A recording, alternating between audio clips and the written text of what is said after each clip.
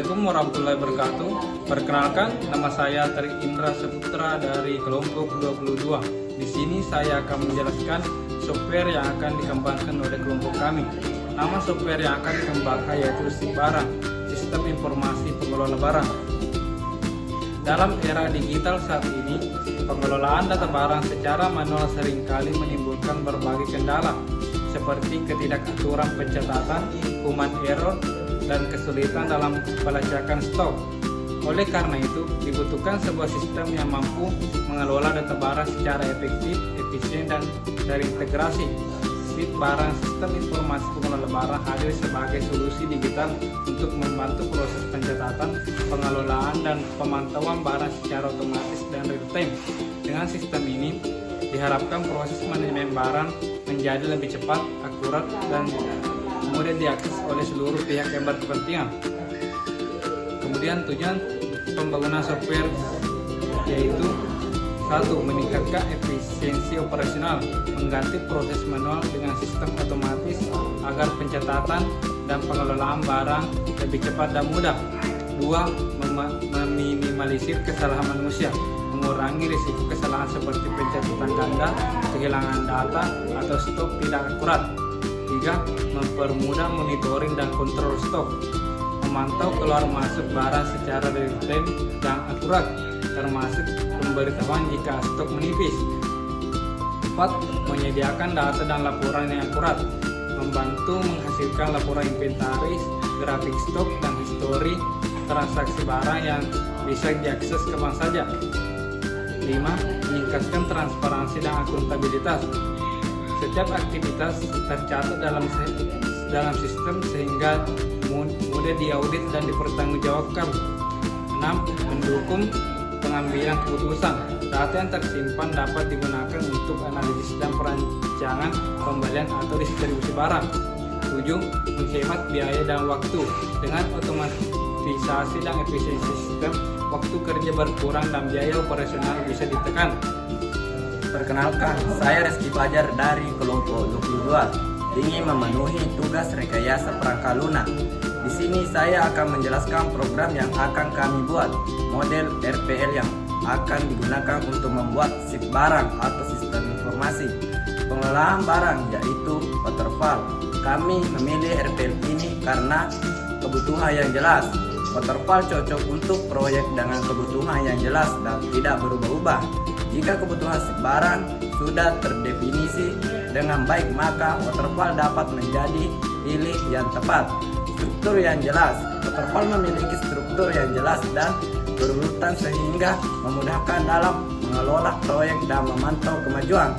Pengujian yang sistematis. Waterfall memungkinkan pengujian yang sistematis dan menyeluruh pada setiap tahap sehingga dapat meningkatkan kualitas sistem.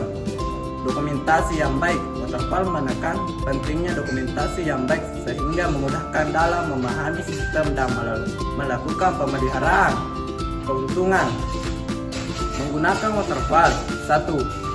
Kemudian pengelolaan. Waterfall memudahkan dalam pengelola proyek dan memantau kemajuan. Kualitas sistem yang tinggi. Waterfall memungkinkan pengujian yang sistematis dan menyeluruh sehingga dapat meningkatkan kualitas sistem. Dokumentasi yang baik. Waterfall menekan pentingnya dokumentasi yang baik sehingga memudahkan dalam memahami sistem dan melakukan pemeliharaan. Perkenalkan, nama saya Ahmad Rizal. Di sini saya akan melakukan wawancara. Yang pertama, bagaimana barang masuk ke gudang. Barang yang datang dari software ke bawah gudang diperiksa oleh staf, lalu dicatat pada buku. Barang masuk ke file Excel. Setelah itu barang disimpan melalui kategori. Yang kedua yaitu bagaimana proses pengeluaran barang. Unit kerja mengajukan permintaan barang melalui surat permintaan. Staf gudang memeriksa stok. Yang ketiga, bagaimana sistem pencatat barang yang digunakan saat ini. Pencatat dilakukan secara manual di buku tulis dan di Excel, tidak sistem informasi khusus yang digunakan untuk saat ini. Apakah ada golden label setiap barang? Beberapa barang memiliki label kode barang, terutama barang inventaris. Bagaimana penyimpanan fisik barang di gudang? Barang disimpan di lemari penyimpanan. Penataan dilakukan berdasarkan jenis barang. Rencana observasi. Bagaimana alur pengelola barang saat ini?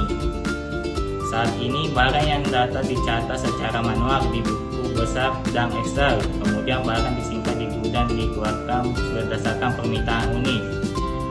Kedua, apa saja permasalahan yang sering terjadi dalam pengelola barang? Yaitu beberapa masalah yang terjadi antara lain data barang tidak akurat. Bagaimana proses pencatatan barang masuk dan keluar? Barang masuk dicatat oleh staf gudang menggunakan Excel lalu diterapkan bulanan. Barang keluar dicatat berdasarkan surat permintaan. Yang keempat, fitur apa saja yang diharapkan dari sistem informasi? Kami berharap sistem informasi bisa mencatat barang masuk dan keluar.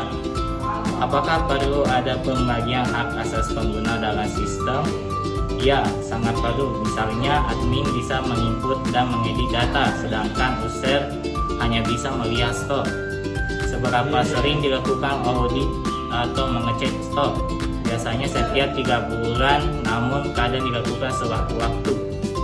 Yang dibutuhkan, yang pertama, data barang. Yang kedua, data penerima barang atau barang masuk. Yang ketiga, data pengeluaran barang atau barang keluar. Yang keempat, data pengguna sistem. Yang kelima, data supplier atau opsional jika ingin terintegrasi dengan Anda.